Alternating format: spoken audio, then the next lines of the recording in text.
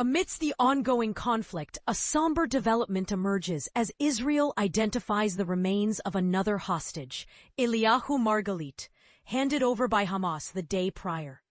This grim discovery comes as the Palestinian militant group continues its search for more bodies buried under the rubble in the Gaza Strip, while simultaneously urging for increased aid to be allowed into the embattled enclave.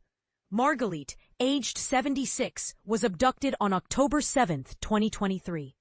During the Hamas attack on kibbutz Nir Oz, where he worked at the horse stables. His body is the 10th to be returned since the ceasefire was implemented over a week ago, with an 11th body handed over this week, albeit not a hostage's remains. The urgency to locate the remaining 18 hostages' bodies intensifies as U.S. President Donald Trump issued a stark warning, threatening to greenlight Israel's resumption of the war if Hamas fails to honor its commitments and return all 28 hostages' bodies.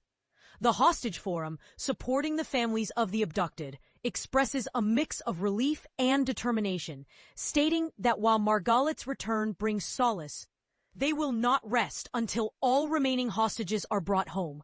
The forum has pledged to continue holding weekly rallies until every last body is returned. The exchange of hostages remains, a stipulation under the ceasefire agreement, has been a contentious issue alongside aid deliveries, border crossing openings, and reconstruction efforts, despite international support to end the devastating two-year war in Gaza. Hamas, while affirming its commitment to the ceasefire terms, including the handover of bodies, faces challenges in retrieving them due to the extent of destruction and the presence of dangerous unexploded ordnance. Some bodies, according to Hamas, are located in areas controlled by Israeli troops. Margalit's body was discovered through the use of 2 bulldozers in Khan Yunis.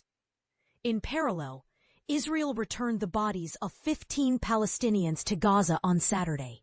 As part of the ceasefire agreement, with the International Committee of the Red Cross handing over the remains to Nasser Hospital, bringing the total number of bodies returned to 135. However, the situation remains tense as Hamas accuses Israel of continuing its attacks and violating the ceasefire.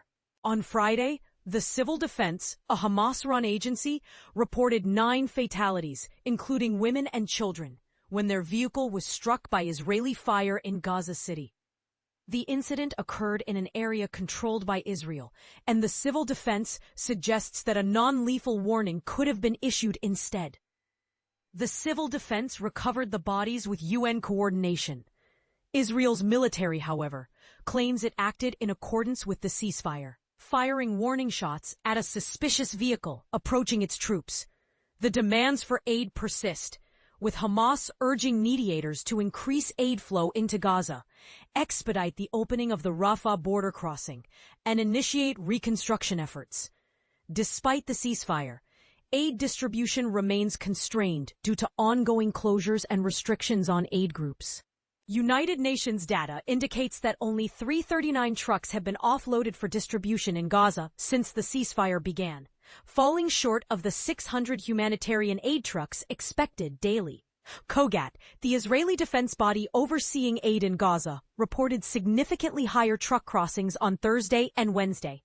But the overall aid situation remains dire. Gaza's population of over 2 million inhabitants eagerly anticipates the ceasefire's impact on the humanitarian crisis, as Israel has historically restricted aid entry, sometimes halting it entirely. The dire situation in Gaza has led to the declaration of famine in Gaza City, with the UN verifying over 400 deaths related to malnutrition, including more than 100 children. Israel, however, disputes the figures, accusing Hamas of misappropriating aid. The conflict has resulted in nearly 68,000 Palestinian fatalities, according to the Health Ministry, a Hamas-run entity, with figures widely regarded as reliable by UN agencies and independent experts. The Red Cross estimates thousands more people are missing.